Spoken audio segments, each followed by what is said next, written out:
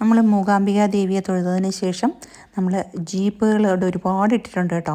അതിൽ നമുക്ക് ഒരാളിന് 450 രൂപ വെച്ചിട്ട് നമുക്ക് 8 പേർക്ക് ഒരു ജീപ്പിൽ പോകാം. അതല്ലെങ്കിൽ നമ്മൾ എത്ര പേരാണെന്ന് വെച്ചാൽ നമുക്ക് ഇഷ്ടത്തിന് ഒരു ജീപ്പ് സ്വന്തമായിട്ട് എടുത്തിട്ട് പോകാം. 3500 രൂപയാണ് ഒരു ജീപ്പിന് റേറ്റ് എന്ന് പറയുന്നത്. അത് കഴിഞ്ഞിട്ട് ഭയങ്കര ദുർഘടം പിടിച്ചൊരു യാത്ര, അതായത് മൊത്തം പൊടിയാണ് കേട്ടോ. മാസ്കൊക്കെ വെച്ചിട്ട് മാത്രമേ യാത്ര ചെയ്യാനായിട്ട് പറ്റുള്ളൂ.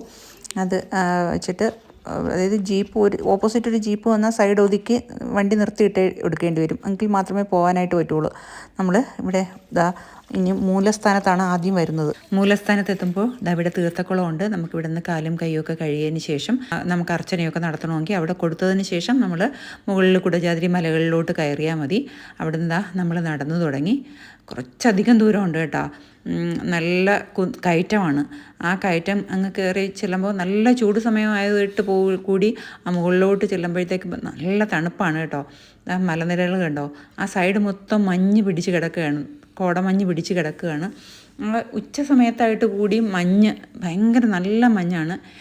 ഇങ്ങ് എന്നിട്ട് നടന്ന് പകുതിയൊക്കെ ആയപ്പോൾ ഞാൻ കരുതി എന്നെക്കൊണ്ട് മുകളിലോട്ട് ഇനി കയറാൻ പറ്റില്ല എന്ന് വിചാരിച്ചു. ഒരു കമ്പൊക്കെ എടുത്തിട്ട് ഞാൻ നടന്നു തുടങ്ങി. പക്ഷേ കുറച്ച് നടന്നു കഴിഞ്ഞപ്പം ആ ക്ഷീണമെല്ലാം മറന്ന് നമ്മൾ നേരെ എത്തി സർവജ്ഞപീഠം. അവിടെ എത്തി. ഇവിടെയാണ് ശങ്കരാചാര്യർ തപസ് ചെയ്ത സ്ഥലം. കണ്ടോ, നമ്മളങ്ങനെ അവസാനം അവിടെ എത്തിച്ചേർന്നു. മൊത്തം കണ്ട് കുറച്ച് നേരമൊക്കെ അവിടെ ഒന്ന് വെയിറ്റ് ചെയ്ത് കുറച്ച് ഫോട്ടോസും വീഡിയോസും ഒക്കെ എടുത്തതിന് ശേഷം നമ്മൾ തിരിച്ചിറങ്ങാൻ പോവുകയാണ്. കാരണം 1.5 മണിക്കൂറാണ് ജീപ്പുകാർ നമ്മളോട് പറഞ്ഞിട്ടുള്ള സമയം. 1.5 മണിക്കൂർ കഴിയുമ്പോൾ നമ്മൾ താഴെ എത്തണമെന്നാണ് പറഞ്ഞിട്ടുള്ളത്. നമ്മളിതാ ഇനി തിരിച്ചിറങ്ങുകയാണ്. തിരിച്ചിറങ്ങാൻ കുറച്ച് ഈസി ആയിരുന്നു കേട്ടോ. കയറുന്നതിൻ്റെ അത്ര ബുദ്ധിമുട്ടില്ലായിരുന്നു.